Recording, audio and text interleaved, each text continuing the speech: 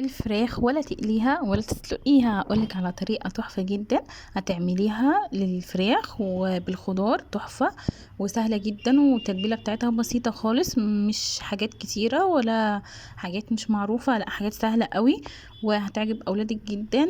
الخضار ده طعمه تحفة تحفة، ومن اسهل الاكلات اللي اصلا بكون مزنوقة بعملها. لو اول مرة تشوفوني، معاكم اسماء جمال، اشتركوا في القناة. لو بتشوفوني على الفيسبوك اعملوا لي متابعة.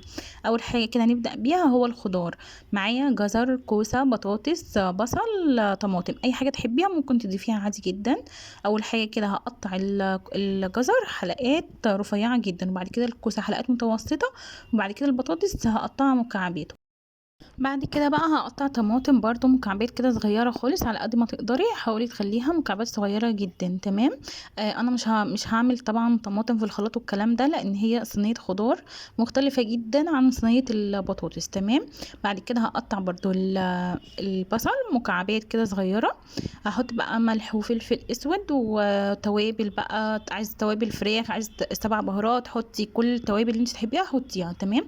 بس ما تكتريش قوي. ومعايا بقى العنصر الاساسي في التوابل هو الزعتر الفريش، تحفه. بصي هينقلك صينيه الخضار دي في حته تانية، وهيكون طعمها حلو جدا. هنقلب بقى كل الخضار كده بالتوابل مع التوابل، هنقلبه كويس جدا عشان كله يتشرب من التوابل الحلوه اللي احنا عملناها دي. شايفين الالوان تحفه ازاي؟ بصراحه صينيه تفتح النفس كده على الاكل، جميله جدا وطعمها اجمل واحلى كمان. تمام. دلوقتي بقى هنبدأ تتبيلة الفراخ. هنحط كده معلقة او معلقة ونص كبار زبدة او سمنة. انا كان عندي سمنة فحطيت سمنة. تمام.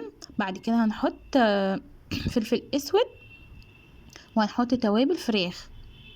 تمام. ما تكتريش قوي في التوابل، يعني نص معلقه، نص معلقه كبيره ونص معلقه كبيره، ونص معلقه كبيره طبعا ملح. تمام. وهنا بقى الزعتر الفريش الحلو بتاعي ده هحط منه برضو كميه حلوه جدا.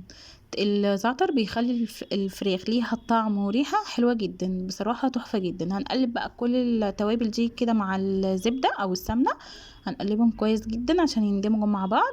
بعد كده بقى حطيت نص معلقه كبيره من صلصه الطماطم عشان تدي لون كده حلو للفرخه. تمام. جبت بقى الفرخه بتاعتي حوالي 2 كيلو الا ربع. تمام.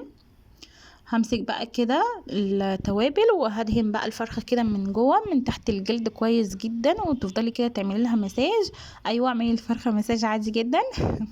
تمام. علشان بس ايه، تشرب كده من التتبيله، والتتبيله تدخل جوه الانسجه ويكون طعمها حلو. كل حته فيها كده يكون طعمها حلو ومتبله ويعني ومتملحه كده وحلوه قوي ولذيذه. شايفين شكلها كده بالتوابل؟ هنا بوريكم برضو من عند الوراك برضو هنتبلها كويس جدا، ومن الظهر كده ومن كل حته فيها هنحاول ندخل فيها التتبيله كويس قوي زي ما انتم ما شايفين بالشكل ده. خلاص خلصت كل التتبيله. تمام. هنفضل ندهن بقى الجلد بقى من بره كده عشان ياخد لون معايا حلو قوي. خلاص خلصت. هحطها شويه على البوتاجاز حوالي مثلا نص ساعه. بعد نص ساعه اهي ده شكلها تحفه وجميله جدا. هدخلها فرن على درجه حراره 180.